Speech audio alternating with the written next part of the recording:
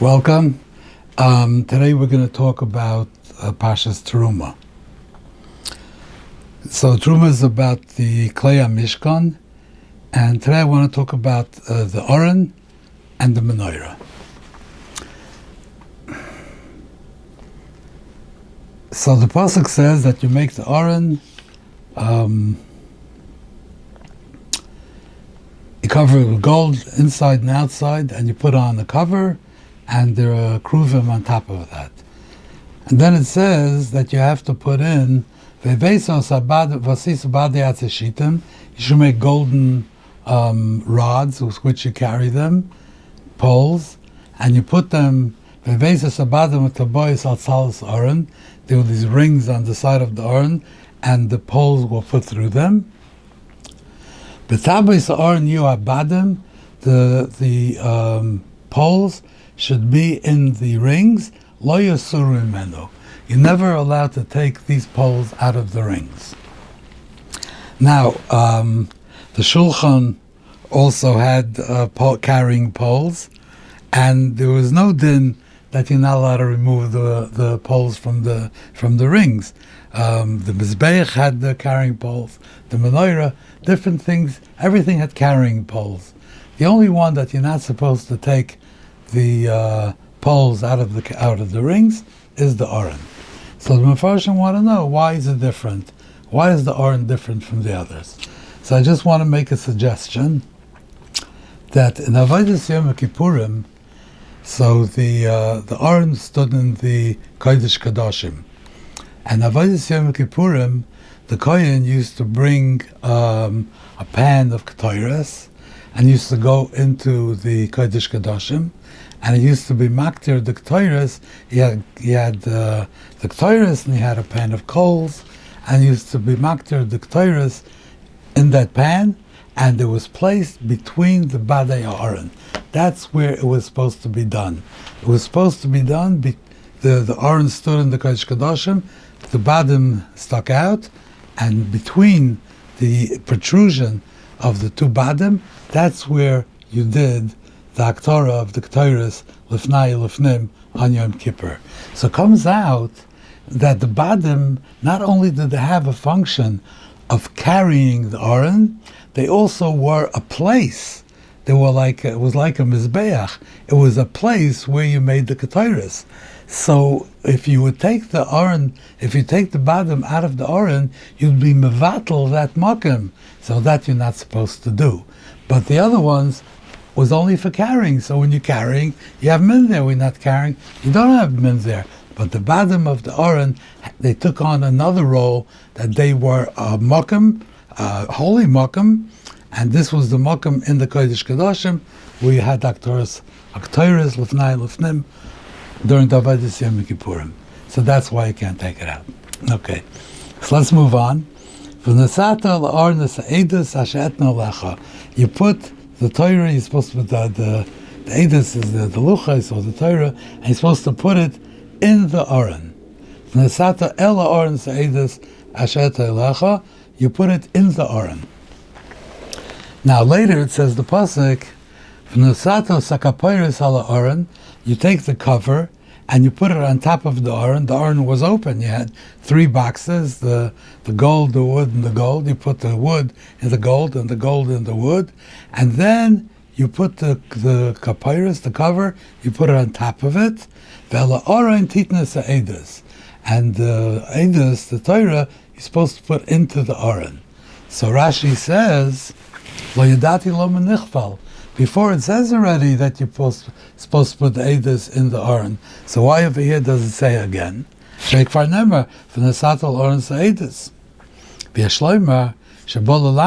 says, coming to teach you, that shebe'oidoi Aron levadoi beloy kapyrus yitain tchila Eidos l'toichai v'achar kach yitnes kapyrus l'ov. It's coming to tell you that you should put the Torah into the Aron before you put the cover on top of it.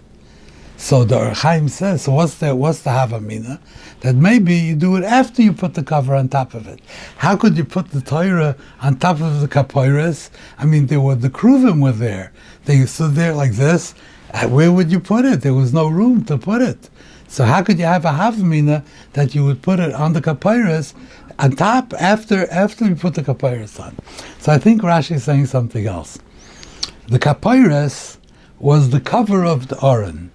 It was part of the aron.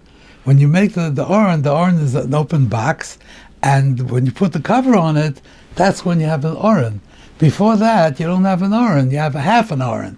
You have an open box without a cover. It's only a partial aron. So I would think that if you're going to put the edus, the Torah, into the aron, it should be an aron before you put the Torah into it.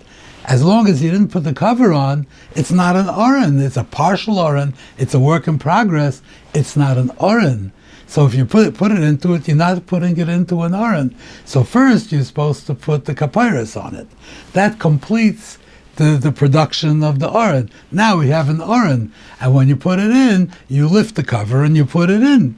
There was no havamina that you would put the Torah on top of the kruvim, on top of it. The question was, maybe first you put the cover on, that means the aron is complete, and once it's complete, then you open it up and you put the Torah in. So that's what the pasuk is telling you, no. First, you put the Torah in, and then you put the kapairos on. Even though you might think that before you put the kapairos there, it's not really an aron. That's what Rashi means. It doesn't mean that there's a possibility that you would put it on top of the kapairos. Okay, so let's move on to the Menorah. Oh. So Menorah says like this: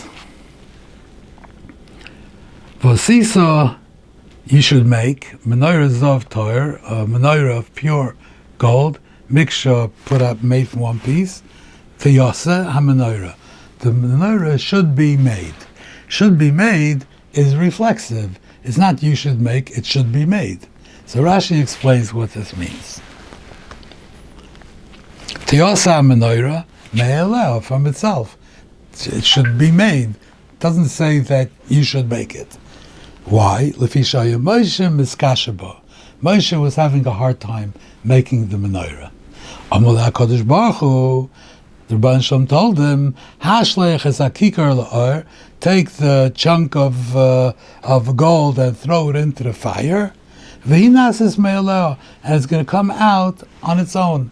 You throw in the gold, and it'll come out of menorah. Bapines, it'll come out of menorah. L'kach le'nemer tasa, it doesn't say you should make it, because he couldn't do it. He was having a hard time. So therefore it says Teyasa, it should happen on its own. There's another pasuk at the end of the menorah, Urei Vasei b'tavnisam, you should make it according to the form, Asher atam mara bahar, that you have been shown on the mountain. What does that mean?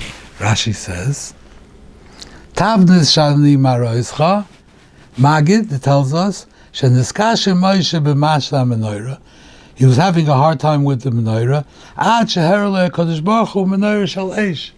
He showed him an image of a menorah of fire. So, how did these two things go together?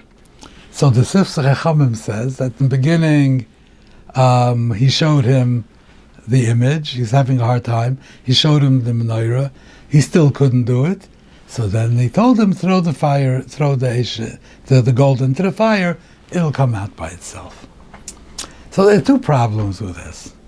First of all, it's out of order, because that means that the showing of the image came before telling him to throw it in the fire, and here goes the other way. It starts right away, throw it in the fire, and then it says, so it's out of sequence. But the other problem is a bigger problem. The Rebbeinu Shalom he couldn't do it. So Rebbeinu Shalom showed him an image of a menorah, and he still couldn't do it. The Rebbeinu Shalom understood that he's having a hard time, and he showed him an image which would help him. The Rebbeinu Shalom thought that by showing him the image, he would be able to do it. And he still couldn't do it. So did he make a mistake? Chas v'sholem. Moshe said, I'm having a hard time, I can't do it. Okay, I'm going to show you a picture. Here's a picture of a menorah of fire. Okay, this should help you. Now you'll be able to do it. And Moshe went, he says, I still can't do it. How could that be? How could that be? Okay, so now, here's another question. What does it say here? Tiyasa menorah, it happened by itself. It doesn't say Tasa, you should make it, because he didn't. It happened by itself. But if you look in Parshas Vayakel, it says, Vayasa menorah, he made it. So it says that he actually did it. It doesn't say it happened by itself. Here it says Tiyasa, according to Rashi, it happened by itself. He threw the gold in the fire and it came out by itself. Me'elel, it happened by itself. Like Nichtav Tasa, it doesn't say you should make it because he couldn't. He was having a hard time. And here it says Vayasa menorah, that he made it. By the way, Vayasa menorah over here is this is really B'tzalel. Vayas B'tzalel is Aroy Natzi Shitim. He made the Oren. And then he made Vayas HaShulchan, he made the Shulchan. Vayas HaMenorah, he made the Menorah. So this was B'tzalel. But when it says that Moshe was having a hard time, B'tzalel and Eliyav, these were his team. These were people that worked for him. It was when it says that Moshe couldn't do it, it means Moshe and his entire team of craftsmen, of these brilliant craftsmen, none of them could do it. So it says Niskasha Moshe. It doesn't mean only him, because he wasn't doing the actual work. He was just supervising it. The actual work was being done by B'tzalel and Eliyav and other people, Kol Chacham Lev, whoever the other people that were doing it. Yeah. And that Niskasha Moshe means that Moshe couldn't do it. That means this whole team couldn't do it. Nobody could do it. Okay, so now, let's just understand this. Moshe was Niskasha. Why couldn't he do it? Why couldn't he? What was so hard? The Pasuk tells you should make Geviyim, and Kaftorim, and Prochem, and there are instructions here how to do it. You know? I have over here Art Scroll Chumash, and there's a picture. Art Scroll figured out how to do it. Why couldn't Moshe figure out how to do it? What was so hard? And second of all, let's say it was so hard that Moshe couldn't figure it out, and B'tzalel and Eliyav, nobody could figure out how to make this menorah. Nobody could figure it out. But there's a mitzvah. The pastor gave it, the Rebbe Shalom says, V'asisa menorah zav. There's a mitzvah to make a menorah. So this is an impossible mitzvah. The Rebbe Shalom gave a mitzvah. He should have known, the Rebbe Shalom, that nobody's going to be able to do it. So he gave him, and in the end, you're going to have to throw the gold in. It's going to happen by itself. And what's going to be with the mitzvah of Sisa? Nobody's being Mekayim this mitzvah because it's impossible to be Mekayim it, because nobody could figure out how to do this. It's too hard. So what kind of a mitzvah is this? Rebbe Shalom gave a mitzvah. He gave a mitzvah, and there was nobody was able to be Mekayim the mitzvah. And the psukim tell you what to do. The psukim tell you what to do, but still, even though they tell you what to do, nobody was able to do it. So, what kind of a mitzvah is this? So, and nobody had a hard time with the Oren, and nobody had a hard time with the Shulchan, and nobody had time with the Mizbeach. Nobody had a hard time, only with the Menorah. Why? So I think the pshat is really pashut. The Oren was a work of beautiful craftsmanship. There was a blueprint for it. The blueprint says, you take boards of wood, and you take this dimension, this long, this wide. You cover it in gold, you put it together, you do this, it's all there. The specs are there, you sit down, you just do it. Everybody who would do it will come out with the same product, right? But let's say I was told to make a painting of a garden. A garden, right? So I would make the painting, and I'm telling you right now, I'm not a good painter. It wouldn't be very good. You give it to somebody who's a good painter, it would be better. Give it to somebody who's a better painter, it would be better. It's the same thing. We have the same commission. Make a painting of a garden.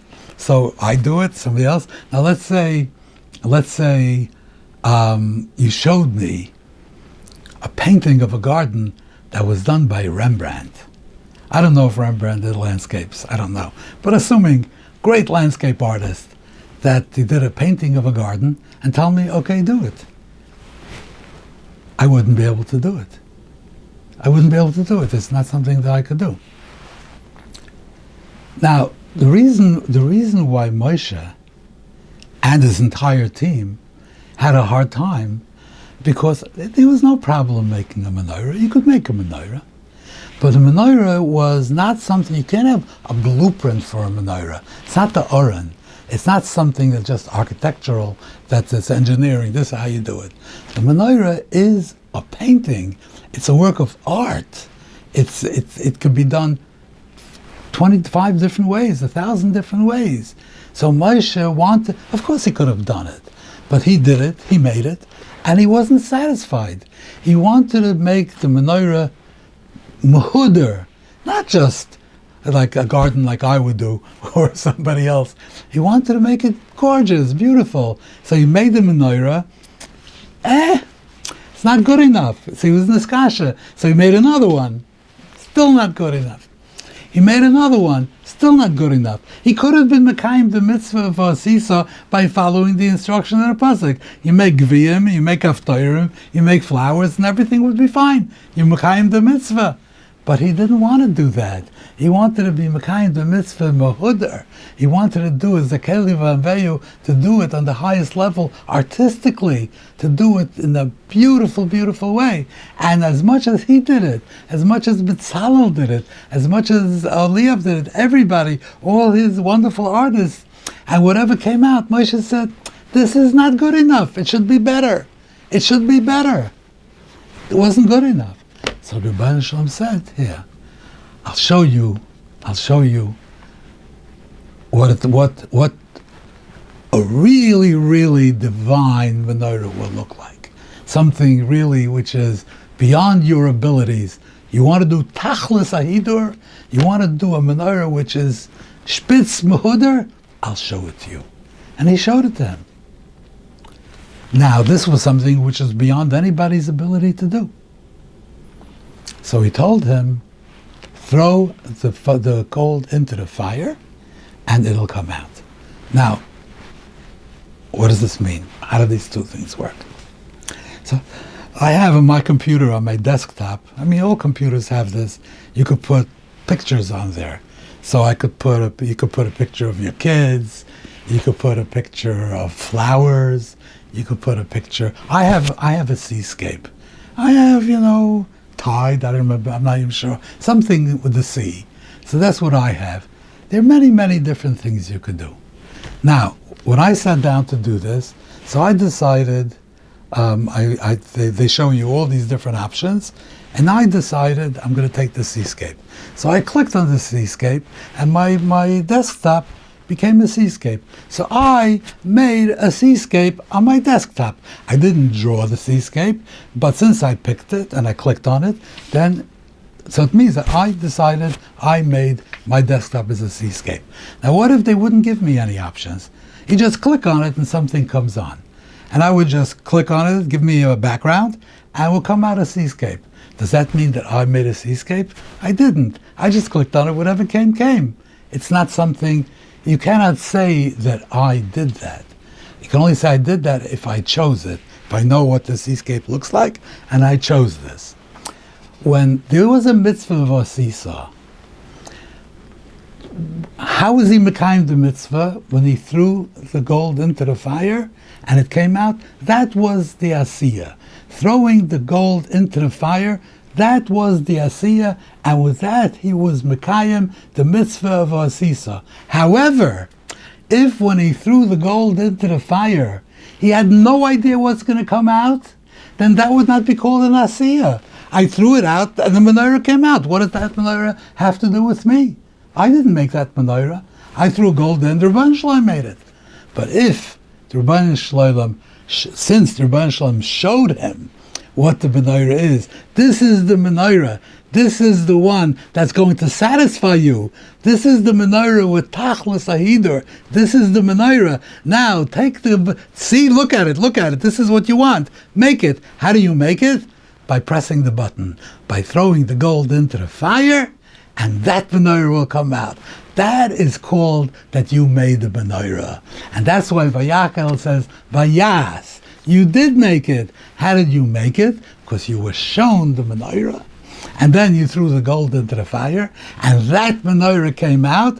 That's the way it was possible, the only way it was possible for you to make that menorah with tachlis ahidur. That's the only way it was possible. Maybe that's what menorah shel eish means. That menorah, which is like a glittering menorah, means from the highest level of aesthetic, of artistic creation. It was a menorah shel eish. It was the ultimate in the creation of a menorah. That's what he showed him. Look at it. Now you see that? Throw it in, press the button, and that will come out, and that's called that you made the menorah. You were mekayim the mitzvah vasisa, and that's why it says vayas. Thank you very much. I hope to see you again next week. Thank you.